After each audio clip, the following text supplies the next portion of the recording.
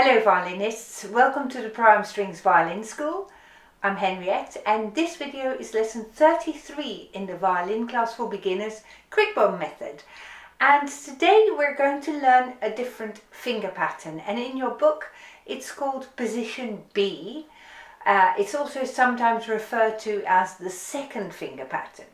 So let's get your violin ready and let's get started, and I'll tell you all about it. Now, in the past we have played with a gap between our fingers 1 and 2, and today we're going to close that gap. So what I'd like you to do is go on the A string first of all, and then play as we have always played, the A string and then fingers 1, 2 and 3 with that wide gap between fingers 1 and 2. Here we go.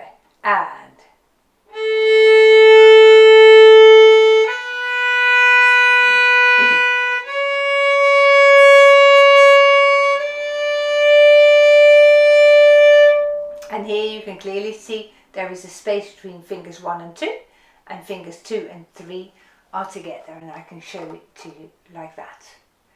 Now in this new finger pattern we're going to push our second finger down, as it were, so that it has no space between fingers 1 and 2, and as a result of that I've now got a space between my second finger and my third finger, and my first and second fingers are together.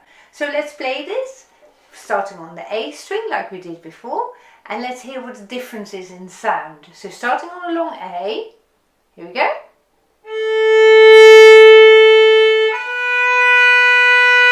Now close together with your fingers.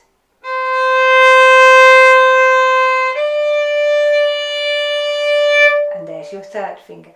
Now many people find this very challenging to create that gap. In all your playing so far, those fingers have snuggled up together, so you have to maybe really work to get your third fingers a little bit further away.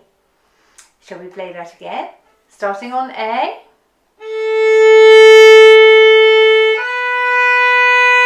Close together now.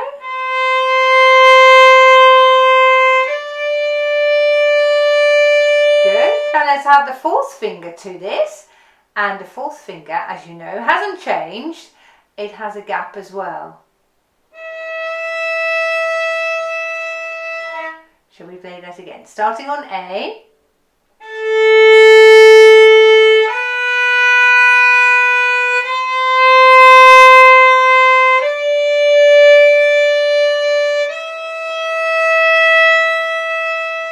Awesome. There's your new finger pattern. Now, when we play the third finger, and even though we might play it with a different finger pattern this time, the third finger should still match the tuning of the D string. So let's now play A, 1, 2, 3, and we'll hold on onto that third finger, and then we'll test that note with the D string. Will you join me? Here we go.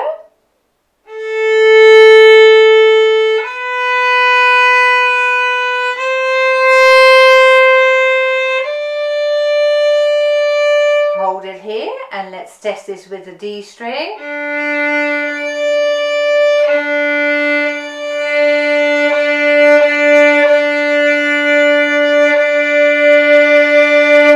Now if you haven't quite got this, it's very likely that your third finger is a little bit too low. In other words, too close to that second finger. It might sound like this. And that's not nice. So push your third finger away from the second a little bit.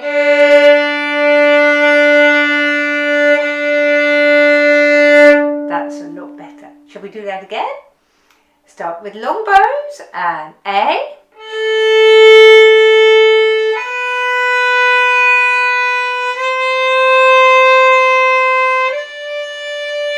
Now add your open D string to this.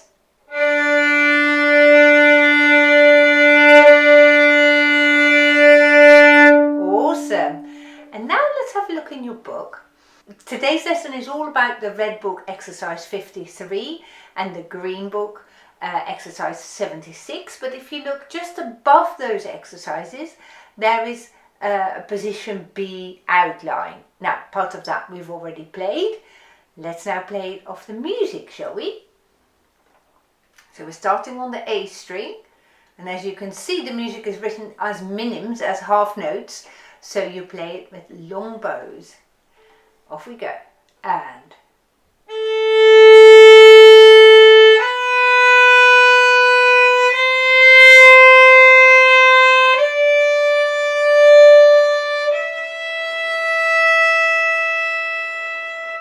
of course, in the same style that we've practiced the open D string with the third finger, we might even try this time to check if the fourth finger matches the open E string. So here's my fourth finger. Does it sound the same as that?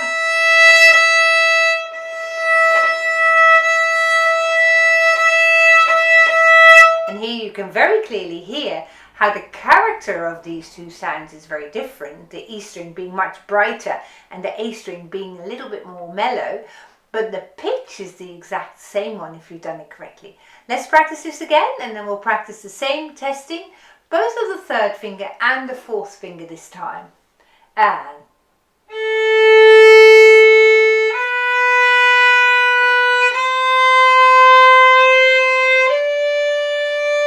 test this note with the D string.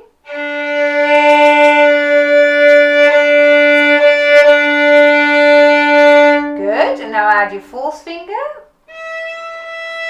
and test it with the E string.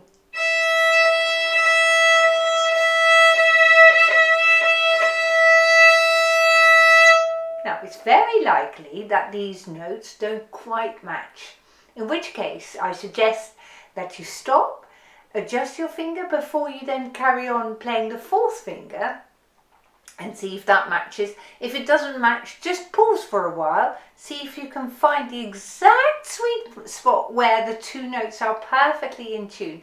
And that might take a while, but it's time well spent, because that will improve all your tuning, all your in tune playing that you're playing later on as well.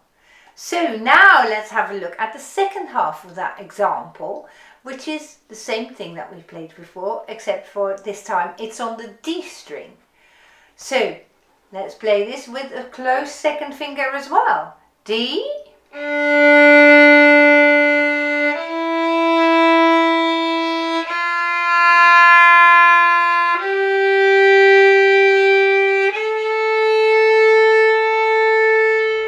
There we are. I'll show you my finger pattern. So you can see fingers 1 and 2 are together, fingers 2 and 3 have a gap, and fingers 3 and 4 also have a gap. Now it may be that you're still slightly out of tune this first time when we played it. That's absolutely fine. So this time when we play it next, let's try and get the tuning a little bit better, shall we? On the D, here we go. Together. Here's your gap between your fingers. Test your note.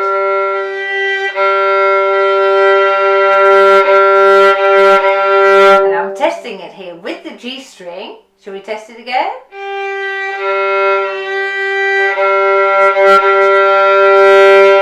Now add your fourth finger. You can test your fourth finger with the A string.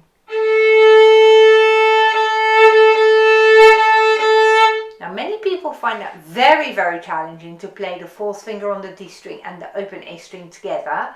So if that's you, please don't worry about it. That is a much more advanced technique. But what you can do is alternate them.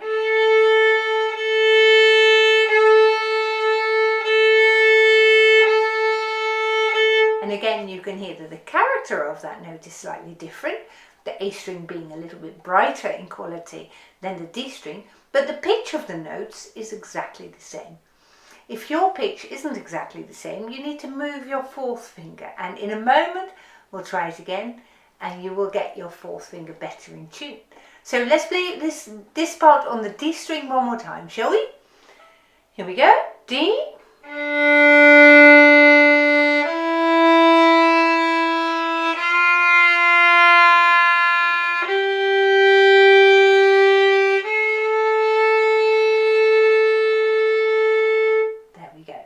And as usual, try to leave your fingers down on the string. So you add another finger to what's already on the string when you play, and you try to avoid lifting off the 2 fingers or the 3 fingers. You want to really try and leave those fingers on the string. That promotes the feel for where the correct places are, but it's also much more relaxing for the hand. Now let's swiftly move on now to our piece of today, and this is the red book piece 53 or the green book piece 76. I'll play it for you first.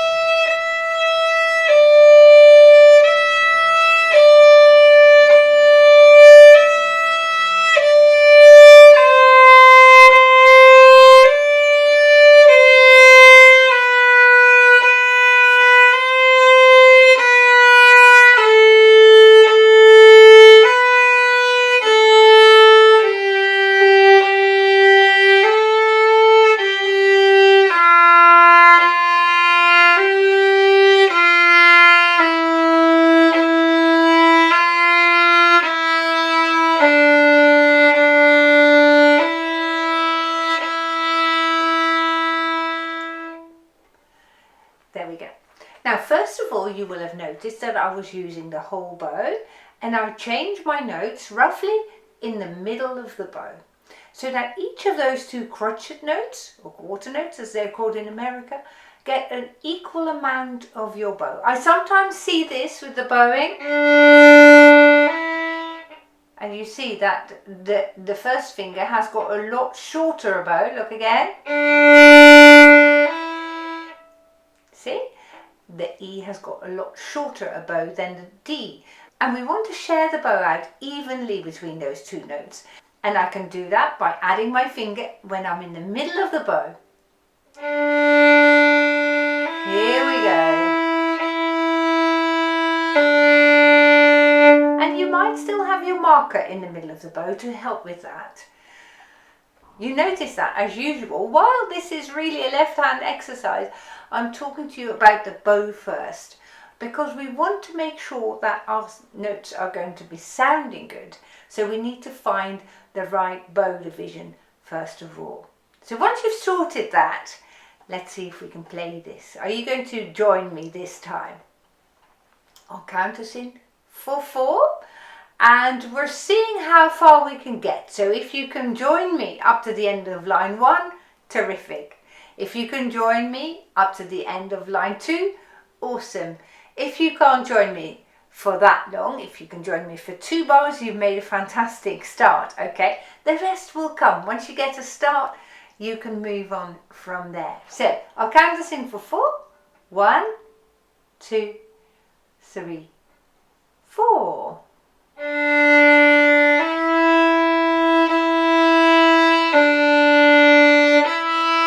Fingers together.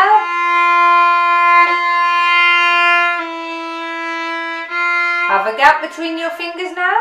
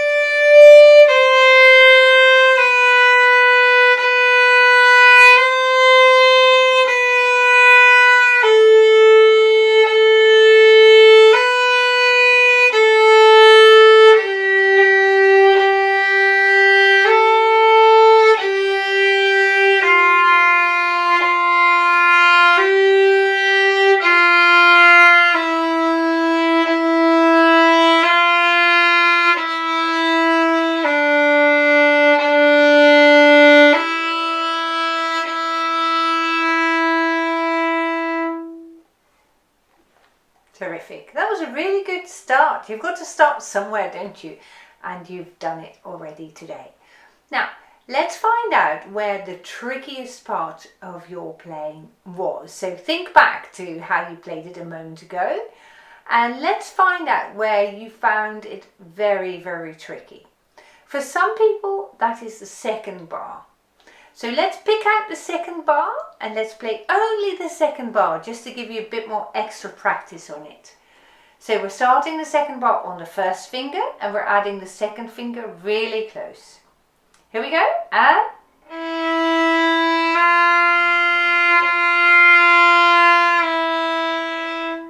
shall we do that again? And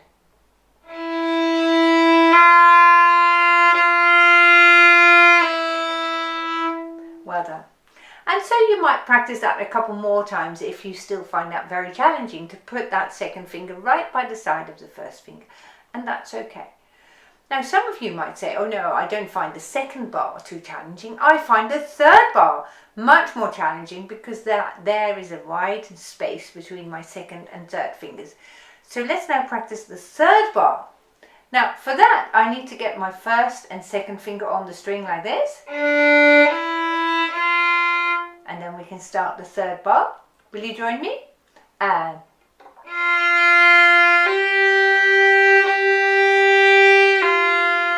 let's play that again.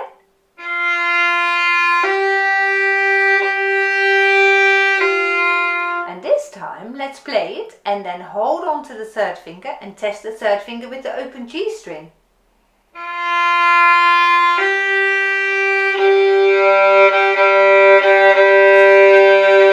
Are those two notes a matching pair?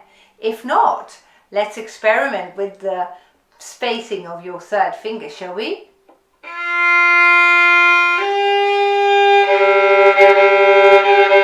Oh, that's not quite the right place, is it?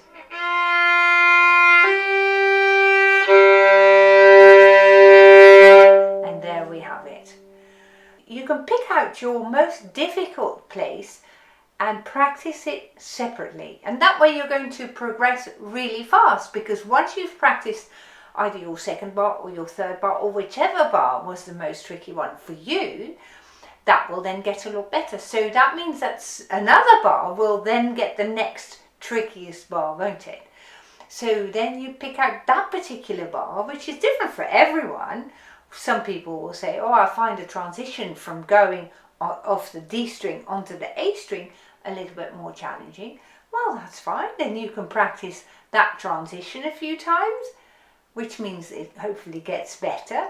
And something else then comes up as your trickiest part, you see. So this way you keep chipping away at difficulties, and eventually you can just play the whole song just like that.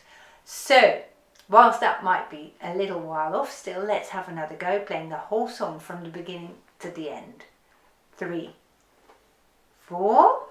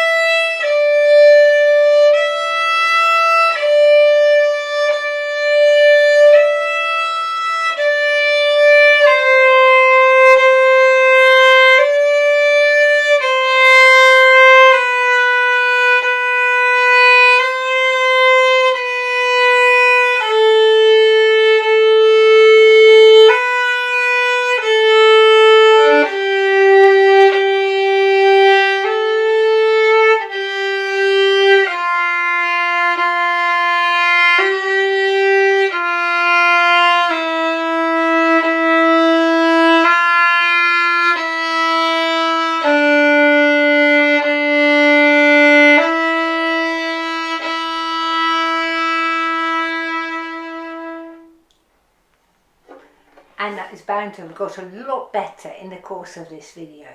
So when you practice this during the week for yourself, try and pick out the hardest bar. So that means that when you play this whole piece initially from the beginning to the end, you've got to put your analytical hat on and think, is this more difficult than the previous bar, or is it another place? Where is it the most difficult, or where do I not sound exactly like I want it to sound? And that may well be right from the word go, because you have forgotten to bow straight, or you have forgotten to use the whole bow. But in this way, you can just carry on improving one aspect before another, and that may take about 10 goes or so for this piece. You'll have a lot of fun in the meantime, knowing that you're going to get better all the time. So thanks very much for watching today. I very much look forward to seeing you again soon. Goodbye.